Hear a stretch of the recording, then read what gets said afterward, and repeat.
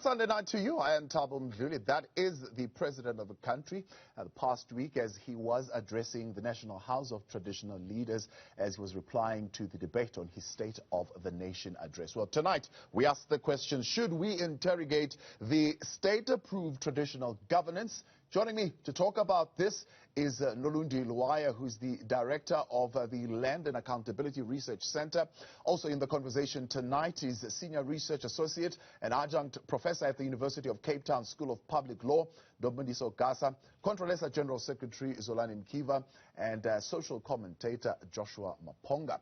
To be a part of the conversation, tag us now at Newsroom 405, or you can WhatsApp your questions and your comments to 072-110-5584. Let's start with you online this evening. Good evening, ladies and gentlemen, and thank you for your time. Your Royal Highness, I appreciate it.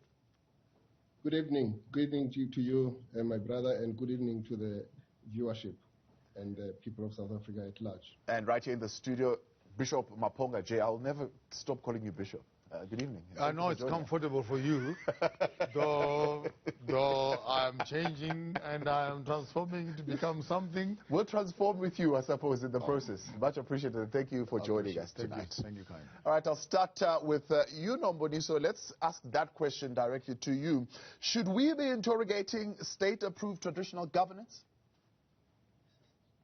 Well, I think the Constitution settled the issue of the role of traditional leadership and their status in South Africa. But I think what is important is, of course, to look at what that actually means in the context of everyday life, access to justice, equality, and development for the majority of South Africans, about 16 million plus, who live in communities that have been designated as traditional communities. And what then should we be looking at as the role that they play as far as it relates to society and the broader vision, particularly of rural development? Well, I think in the first place, we need to understand that any institution, cultural, religious, or otherwise, that we are looking at has got to be in line with the Constitution in terms of its practices, in terms of the powers that are given to it, in terms of the role that it plays in society. So it's important that at all times we examine the role of traditional leadership in relation to what actually do people who live in these communities want to be the kind of governance of their lives, but most importantly balance that with the Bill of Rights of the Constitution and see whether we can find a way of articulating the kind of roles and rights that people have in those communities and throughout South Africa. On the other hand, there is also the apartheid and colonial legacy in terms of distortion of these institutions and the kind of powers that tend to be dependent on the powers that are given by government. So we need to revisit that. And thirdly, we need to revisit the nature of customary law that we're talking about as a process to which people affiliate and opt into and sometimes opt out and ensure that its fluidity, its dynamism is kept at all times. Right. Nolundi, let's talk about those distortions a little bit and this power that is bestowed on the institutions of traditional leadership. Are they an imposed authority? So I wouldn't say that traditional leadership as a system is necessarily imposed, but I think that what we can agree on is that the imposition is the type of warped and distorted traditional leadership that people were subjected to under the colonial and apartheid era. And so the distortions here were really about the colonial and apartheid states' intention of centralizing all power and authority in the person of the traditional leader in order to make sure that they had an easy person through whom to exercise control over what they would have called the Bantu tribes at the time. And so I think I want to be very clear that the Constitution naturally recognizes the institution of traditional leadership, and it is part of our democracy currently. But I think the key thing that we should be discussing is the ways in which those distortions still linger today and the impact that they've had. And most importantly, the fact that those distorted conceptions of traditional leaders were born from a misunderstanding and a disregard for the ways in which customary law and customary systems actually construct the role of a traditional leader. Your Royal Highness, distorted conceptions of traditional leadership that dates back to colonial times, do those still exist? Well, we do have those remnants of the distortions, even how the institution of traditional leadership and traditional leadership is defined in this day and age. You find that that definition is Eurocentric. Traditional leadership in this post-colonial era is defined according to PESA. The only traditional leader to some people is that traditional leader who draws a stipend from government, of which that is not the case. A traditional leader is that person or that leader that is recognized by a given community to preside over that community, to do certain things that are in line with the role of custodianship over rituals, traditions, as well as other cultural practices, but also the governance of the villages that we have. That governance does not solely depend on the senior traditional leader alone, but the senior traditional leader acts within a council, and a council which is constituted by members of the community. And therefore, a traditional leader is actually listening to the views and the ideas which are communicated in council by community members, where women, young people, even disabled people make a meaningful contribution in terms of the decision that gets taken. But also the issues of the development, the economic one in particular, it is led by that collective which is presided over by a senior traditional leader. So I do agree to some extent that we do have those remnants, particularly on how traditional leadership is defined. Here in Africa, we don't have subjects, for instance. People will often speak about traditional leaders or royalty and subjects. No, it doesn't work like that. The institution of traditional leadership here in Africa, it is the people's organ. It is an organ of people's power. And it is an asset which is owned by society, by the community itself. You know the saying that says, inkosi, inkosi ngabantu, or khosi ki khosi kabatu. That clearly defines us from our own perspective as Africans. And I also want to say to you, Mr. Mdluli, is that the institution of traditional leadership, predates the colonial era. Of course, the apartheid and the colonial regimes tried to use the institution in some context to beautify itself, but we resisted that as an institution, and we did not allow that to happen, even though there were successes on the part of the colonial and apartheid regime to use some traditional leaders to beautify the system of separate development. But it was rejected by the majority of the leaders and community members. You mentioned the traditional councils and almost being the bodies where broad and deep consultation actually happens with communities, and hence where very democratic. Very democratic. How representative are these councils? They are very representative. If people go to the provisions of the Constitution that establishes the traditional councils within an area of the traditional authority, that council is constituted by a number of women from the community, a number of young people, a number of the disabled people, but also a number of the community elders with experience as well as knowledge and wisdom to ensure that there's continuity and there's institutional memory in terms of how things are carried over. So they are well-represented structures. In fact, those structures conform, to this notion of African democracy. And the senior traditional leader who presides over that council does not dictate. He takes those views, and everything is done through sufficient consensus as it were. So people debate matters until they convince each other through logic, and then decisions are taken. I want Nombodiso to respond to that because she doesn't believe that they are representative. In fact, Nombodiso, you were arguing the fact that those councils still up until this day don't meet up the 30% representation of women sitting in those councils. Just come in there. I just want to just very quickly to say that it's important when you talk about apartheid and colonial legacy that we stipulate exactly what we're talking about.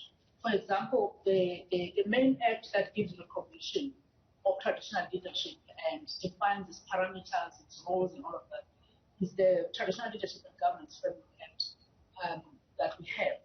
And in terms of the Framework Act, yes, one of the major issues that is a legacy of apartheid and colonialism is the boundary issue. The fact that if you live in a particular community, you have a traditional leader and it's defined according to apartheid boundaries. So that's the first thing. As a result, we see a mirror of the apartheid era boundary stands, if you look at it in terms of how it is structured. So that's something that we really need to talk about. The second one is the fact that we know that we have multiple systems of law, multiple systems of cultures and religions in South Africa.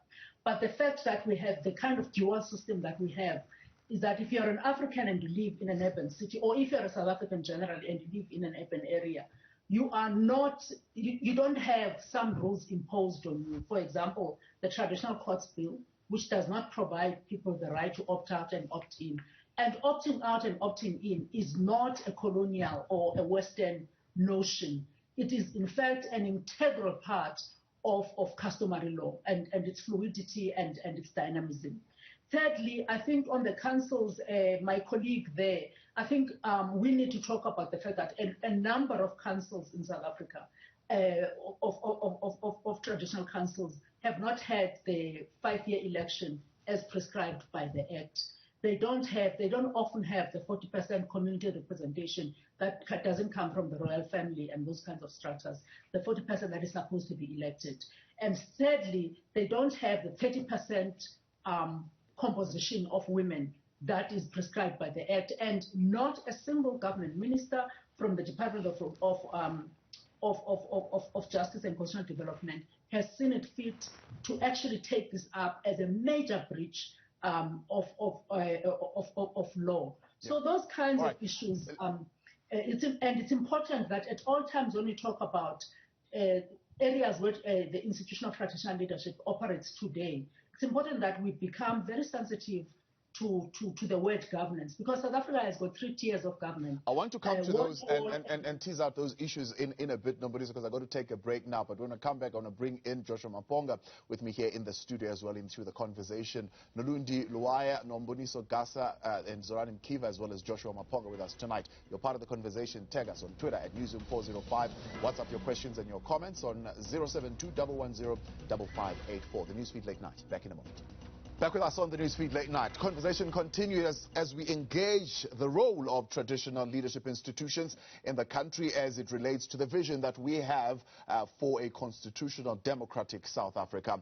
Nolundi Luaya with us, Nombodiso Gasa, Zolani Mkiva, and Maponga Joshua with me in the studio here in this conversation. You can tag us at Newsroom405. WhatsApp your questions and your comments to 072-110-5584. The President says in his address, for example, that the relationship that government has with traditional leaders is sacrosanct because they really value the input of traditional leadership institutions. How much do they value that? The day I will respect some of those comments from the political heads is when I see in the constitution of the country and in the parliamentary sitting of the constitutional parliament, traditional leaders sitting in the Parliament House. So it remains as a beautiful comment, beautiful cosmetic commentary of that we accept indigenous leaders. But when you look right now on the picture that you've just put up there of the Parliament of South Africa, and I ask you, show me the indigenous leaders and their involvement and active participation in the constitutional development of the country, They're not there. Is that not the idea that is imagined with the National House of Traditional Leaders, that they would be engaging with power? And I say it's a wish list. Let's agree. Including indigenous African leaders in the constitutional development of a country, it's a wish list. Because according to the country that is colonially being minded by the colonialists and capitalists, African indigenous leaders are never included as part of the critical conversation. Remember, Thabo, when colonialism came to Africa, it was never discussed with politicians. The war was with African kings, whose land, whose people, whose resources the Queen of London wanted access to. So if you walk with the Queen of London right now, she has a big pile of papers which she signed with the African indigenous leaders as to having access to land, to resources, and etc. By the time the African parliamentary, political, socialist, capitalist, whatever, Pan-Africanist ideologies that they have, ANC, ZANU, PF, and etc., name all of them on the face of Africa. When they come into power, they forget that their country was negotiated not with them, but with their leaders, who were their kings. So when you begin to discuss about reinstitution, redistribution, decolonization, or redistribution of African land, it cannot be done with politicians without excluding the kings whose signatures are actually in the handbag of the Queen herself. Hence, when Ramaphosa right now walks up to London and says, I want South Africa, she can look at him and says, I never signed a deal with you. Yeah. I signed a deal with This sounds like very, very, very beautiful and nice political rhetoric. Let's get His Royal Highness just respond to that. Kings signing a deal with the Queen of England and giving over land to her, and that's why we're having difficulty today being able to negotiate the question of land. The Bishop Joshua is correct that we're dispossessed, brutally so, by the colonialists. Those deals were entered into after a series of battles and wars. And therefore, it's incorrect to portray traditional leadership in the manner in which other colleagues are doing here. We all agree that the current boundaries, for instance, as Lomboniso says, that are a creation of coloniality and apartheid. And it is for that reason that we are calling for the complete restoration of the land, because all the cities that are built here, including Johannesburg, Pretoria, and Cape Town, are cities that are built in land which was dispossessed by colonialists and land which was presided by traditional leaders and their communities. It can't be therefore correct to speak as though that there's a preferred system over the other system. The centrality of traditional leadership in the management of national question is very key here. And it is for that reason that we say, even that house of traditional leadership, which we negotiated so hard for during the CODESA negotiations in Kempton Park, we wanted it to be part and parcel of the parliamentary process. In fact, to us, when we're negotiating there in the negotiations, we said it must be the third house of parliament. And it was then reduced into a mere advisory council by politicians. It is an engagement that we continue to make and to say to the ANC in particular, which is the leader of society and the governing party, that matter must be corrected. And the powers and the functions. But Your Royal Highness, here's the question. I mean, you're saying there's no preferential treatment of any particular system in this dual coexistence. The question that Joshua Mapoma is advancing, he says, how included are kings, traditional leadership, in the constitutional conversations that are going on in Parliament? I mean, deep critical inclusion. We are playing a very little role in that respect. To a point that it is a mere ceremonial. Yes. And even in some state ceremonies, for that matter, we do not form part and parcel of the decorum of national ceremonies like the State of the Nation address.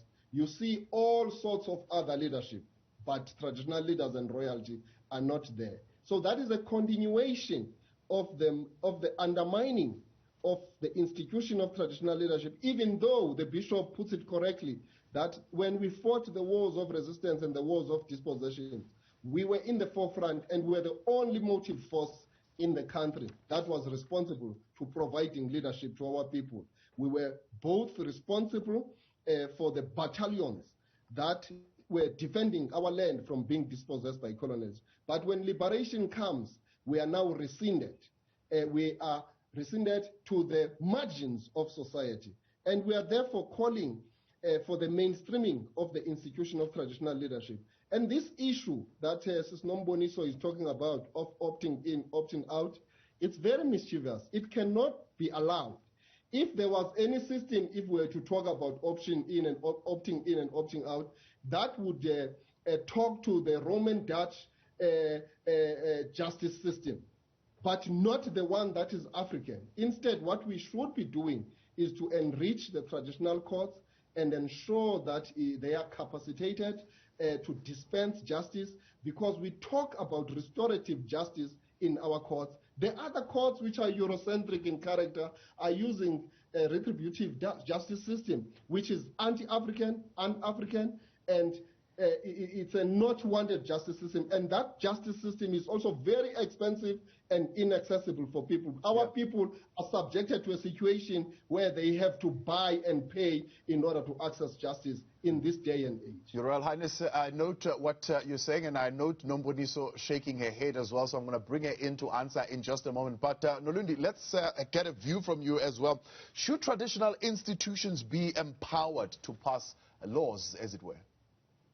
So I have a lot to say on this. The first point, I think, is that, it is very striking to me, and I think quite a striking contradiction, that Ubaba Mkiba can talk about exactly, the saying that says, Inkosi ngabantu, and yet in the same breath be advocating for more recognition and more sort of centralization and inclusion of traditional leaders, begging the question, Bapi abantu, where are the people then who give that traditional leader their authority, their status, and what about their inclusion? What about their centralization in lawmaking processes? The second point that I would make is I think that we sit with a difficult contradiction that we would need to have a very important conversation about. And that is the fact that the system of traditional leadership is hereditary, right? It's based on birth, lineage, ideas of a first son stepping into the shoes of their father. Now, I think that we would struggle to reconcile that type of formulation with the choice that was made by this country to go for an elected governance system, right? One that is manned and one that is operated by people who are elected in elections nationally. You cannot apply the same principle, it would be argued, to the traditional leadership institution, and so you're sitting with a clash of two systems that perhaps can't find each other. How then do you give a structure, a system where there is a hereditary narrative and where people frequently don't necessarily have the ability to enforce accountability through elections in the same way that they can with the democratic system? How could you give that particular institution a significant role in, lawmaking authority? The third point I would make is that I think the customary law systems that operate in this country are inherently people-centered. It is for the people to shape the law. It is for the people to make the decisions about whether or not they wish to subscribe to, particular systems. The authority of traditional courts, the irrelevance of traditional courts, comes from the people who use them. And so to deprive those people of the ability to exercise an expression of whether or not they recognize the legitimacy of that court is, for me, to fly directly in the face of a central principle of customary law. And I think that it's disingenuous to make the point that an opt-in, opt-out system is a European system. I think that there is plenty of historical work that shows that even in past times in our country, it was possible for people to do what has been characterized as voting with their feet. Right? If a particular traditional leader struggled to have people be loyal to them, or they disagreed with the decisions that were made, or felt that they were treated unfairly, it was possible under those systems to move to live somewhere else. So I think it's really concerning to describe this idea of choice, this idea of people being at the center of the system, as being something that is European, something that is not inherent to customary law. And I would strongly resist that that narrative. When we come back from the break, we interrogate that a little bit more. Traditional courts, why are they being so vigorously opposed? And we'll get His Royal Highness to respond to some of those issues of the system being hereditary, but also issues around the customary law being people-centered. I'd like to get Joshua Maponga's view on that, and we'll get Nomboniso to respond as well as to why she's shaking her head around the inclusion of traditional leadership as far as lawmaking is concerned in the country. We're back with you in a moment. Stay with us. Back with you now here on the Newsfeed Late Night. The conversation continues. Nolundi Luwaya, Nomboniso Gasa, Zolani Mkiva and Joshua Maponga in the conversation. We're taking your WhatsApp messages in a moment as well as your tweets at Newsroom 405. Nomboniso, as we were talking about meaningful inclusion of traditional leadership in the processes of parliament, right? I see you shaking your head there a little bit with a little bit of a smile. Let's talk about this question. What do people do when they lose confidence in the law-making processes of parliament? Are traditional leaders not the option? Well, not necessarily, but it depends on the particular traditional leader. I think it's important to emphasize the point that we made about hereditary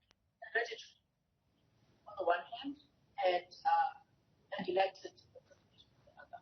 But also there's a third one that is direct participation. And direct participation can be in many different ways. So part of the problem, of the tension that we always have, it ends up being traditional leaders versus everybody else, versus people who are calling for more accountability, versus people who are calling for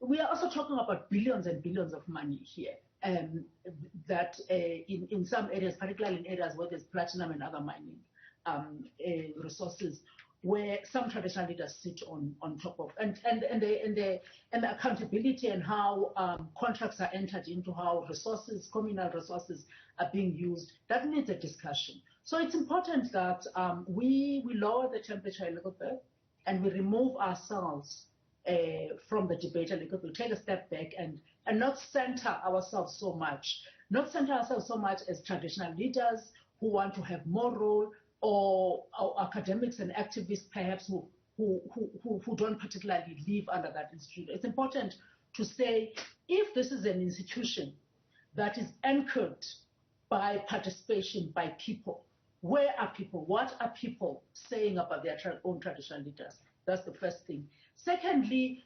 my colleagues like referring to Queen Elizabeth, both in terms of colonial conquest, but also in terms of the recognition of that monstrosity that they had in England.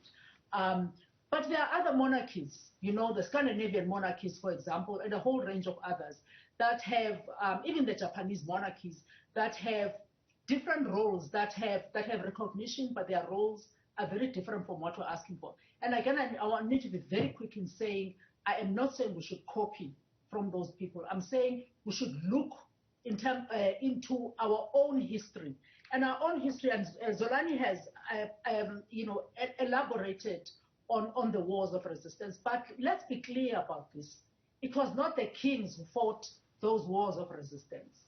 They didn't fight those wars of resistance alone. We must remember there were no standing armies in those times. So the extent to which, if you were in war, if as a king you felt it was necessary, or you had conflict with your neighbor, the extent to which people would go with you depended on whether they agreed with your reasons to go to war in the first place, and secondly, their relationship with you on an everyday level basis. So you can read about all these wars from Sekukuni, even to Shaka for that matter. Shaka is the only one, in fact, who had standing regiments, and there are incredible positive lessons from that, but there are also negative lessons from that. Yeah. And I think it's very important to say today, what are the issues? The issues are that we are having an institution that is largely unaccountable to the people that it's supposed to be representing.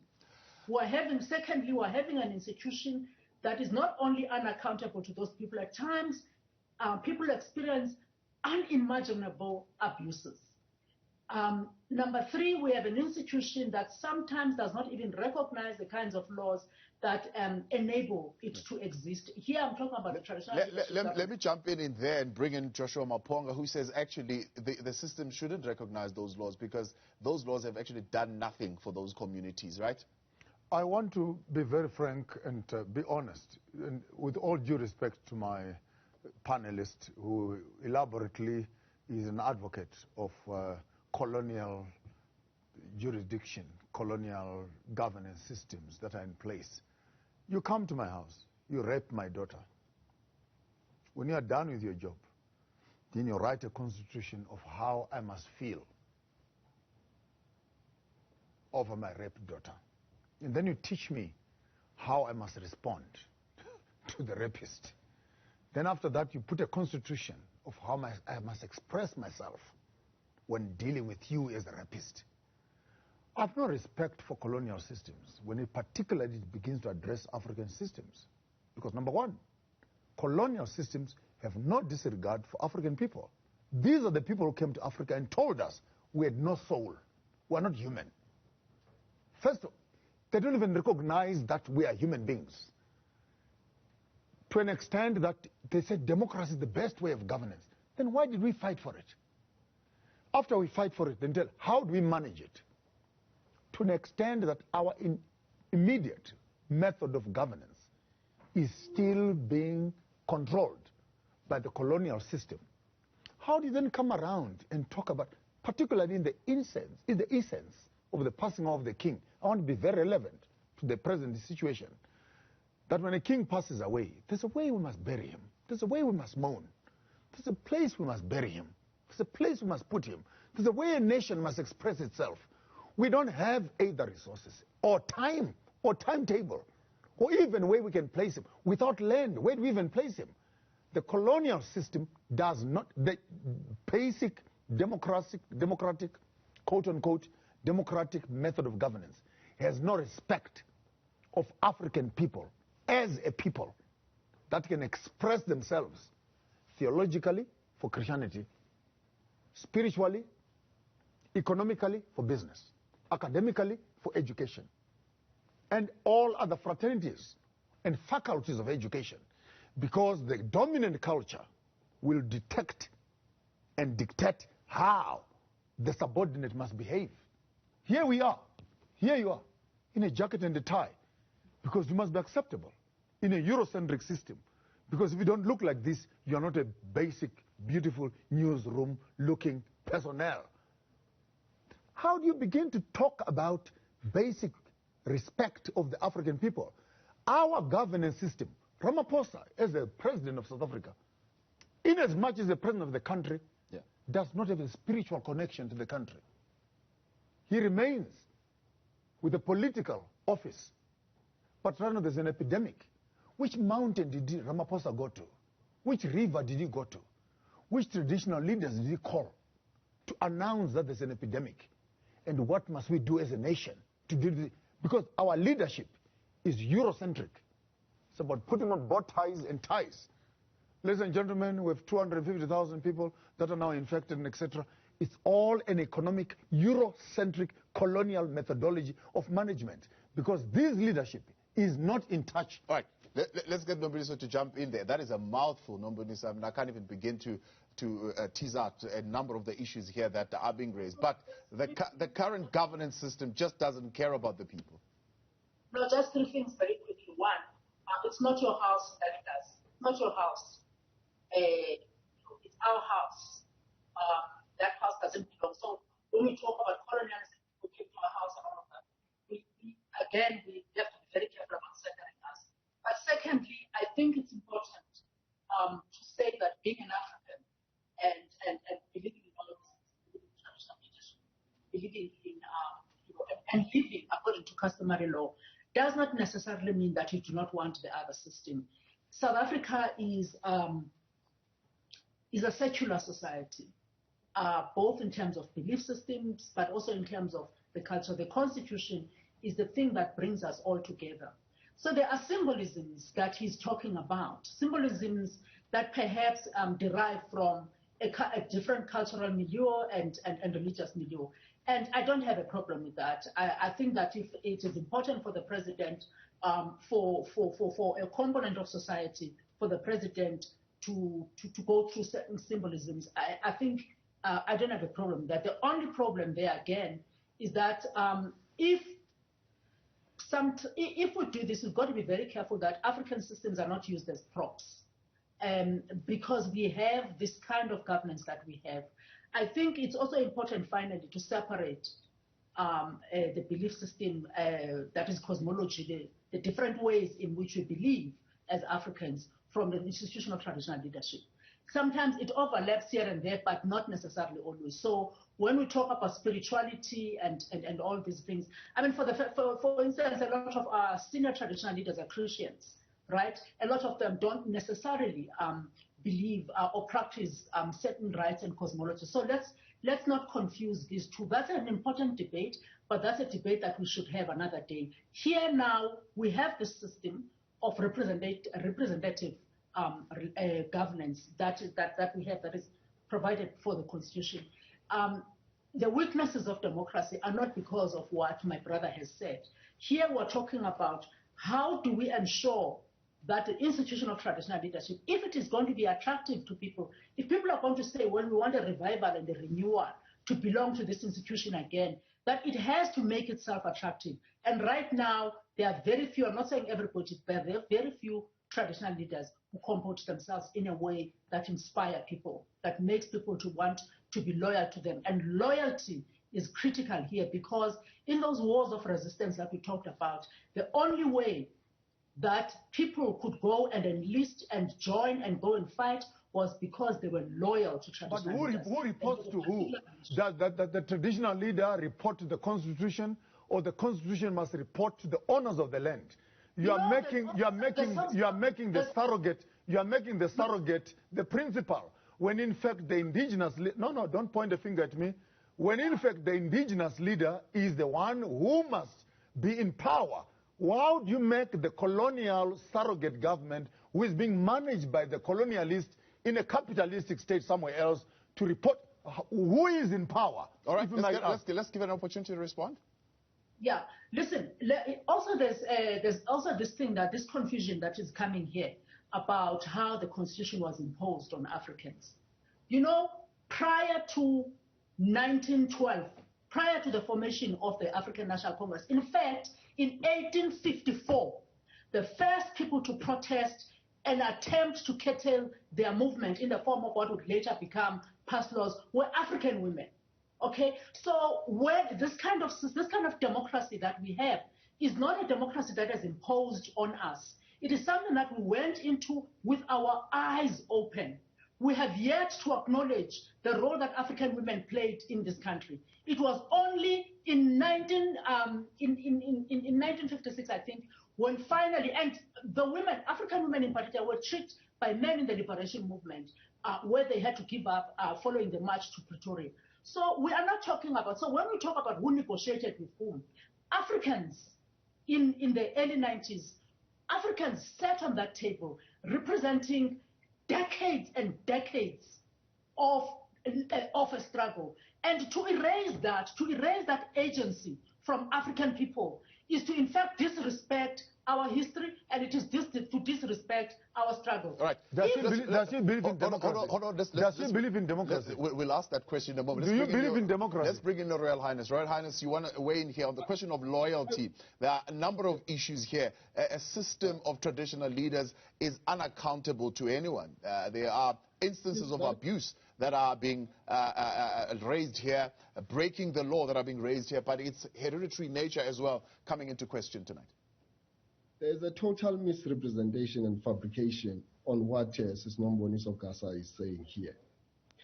The institution of traditional leadership is an asset of the people. I said that even in my opening remarks. It is an organ of people's power. Traditional leaders do not act alone. They act within the context of a collective, of a community. They are community leaders. They have their mandate from the masses of the people. It is the masses of the people who tell them what to do, who tell them what to put forward. I want to correct here something which is very wrong. The system that we have is an inherited system, and this system plays out in the following way. There is a hegemony here of the minority that dominates the majority. You can't therefore say that the masses of our people are happy with that. We live under this constitution, and to tell you the honest truth, the masses of our people get suffocated by this Eurocentric constitution on daily basis. We cannot practice our design of living, our culture as we wish to do. It's as if we are in a mislocated country in Europe.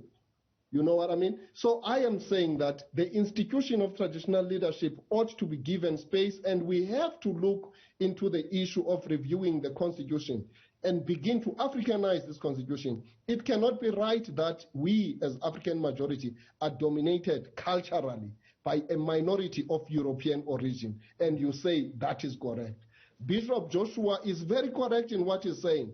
We need to be honest to ourselves. We need to face the reality and begin to say we will never achieve our total emancipation unless we confront that reality, that there are certain things that we ought to do. The constitution that we have is a product of a negotiated settlement, which settlement was meant to neutralize the enemy. But we were to move after that to actually ensure that we review the outlook of our constitution and actually review the way our country is structured, so that the majority, of the people are the ones who are seen to be in charge of their country. As we were now, we're not in charge of our country. The economy is still firmly in the hands of the people of European origin, and the masses of our people have nothing. The land is still firmly in the hands of the people of European origin, and you say all of that is correct. The legal system and the justice system of our country is entirely Eurocentric. And we are saying, therefore, we need to do a review of the constitution, and we need to do everything we can to ensure that traditional leadership institution, which is a people's institution, play a central role in the management of the national All right, question. let's take a break. We'll come back in a moment. Nalundu Luaya, Nomboniso Gasa, Zolani Mkiva, and Joshua Maponga with me in the studio. We'll take your tweets and WhatsApp messages in a moment. The Newsfeed Late Night continues next. Back with us on the Newsfeed Late Night, and temperature rising a little bit there with some of the conversations that are ongoing. The question of the customary law completely not recognizing the traditional system, or disintegrating it completely, disseminating it completely culturally, and that is a big issue tonight. Nalundu Luaya, just jump in there as well before we get another bite at it by Nomboni. So the legal system just is very Eurocentric. It completely disregards us as Africans culturally. I must admit, I'm not sure that I agree with that at all. I certainly am not protecting the Constitution as being without flaws, being without its contradictions and controversies, but I think it is an unfair characterization to say that the current system has no place for Africans. I think it's important to acknowledge that currently customary law is viewed as part of the South African legal system. It is afforded an equal status to common law, and is very much respected by the courts and very much part of our legal system. I think that getting too caught up in this idea that, the ways, the kind of cultural life, the practices of indigenous people of South Africa is completely excluded, is perhaps slightly dangerous, because the Constitution expressly protects rights to culture. It expressly protects the right to choose the cultural, religious life that one wishes to abide by. Don't become cosmetic. Don't become cosmetic. No, so please don't interrupt me. I cannot kill a cow right now. I cannot kill a cow. I cannot kill a cow in Rosebank. I feel that this is not a fair conversation. Hold on. What you're saying is it's acceptable. It's acceptable. Hold on, Joshua. No, I cannot kill a cow in Rosebank. Let's allow Nalundu to finish. And put the skin across my neighbor's house. Okay. I'll give you an opportunity to raise this. Don't make it as if we're in a hunky-dory. I will give you an opportunity to raise those issues. Nalundu, go for it. It's difficult to engage with someone who really won't listen to you.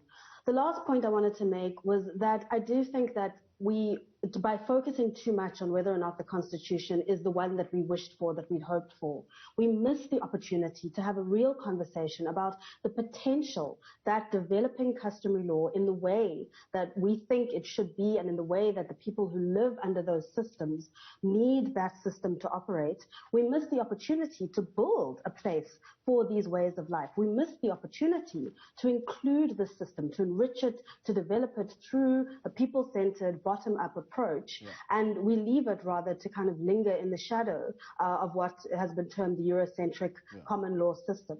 I think the real work lies in taking up the opportunity to build a customary law system or systems that honors what people need, what they desire, and that provides a place for us in the democratic South Africa. Constitution recognizes our cultural systems. You're saying that is just cosmetic? What makes me mad, I want to be frank, what makes me mad is I cannot be talking to an employee who is here to protect a Eurocentric system. Anyone who does not recognize that democracy is a surrogate child of a colonial system. This talks to banking, for example. To date, South Africa does not own its own money. This talks to constitution. To date, South Africa does not own its own judicial system because it is based on a Roman Dutch law. To date, the laws that govern the governance of African people is not African. So I don't want even to waste my time with an employee of the government who would come here and tell me that the Constitution finding legal frames. In essence, we went to war to fight for sovereignty, that Africans must be able to govern themselves. The person who abused us cannot come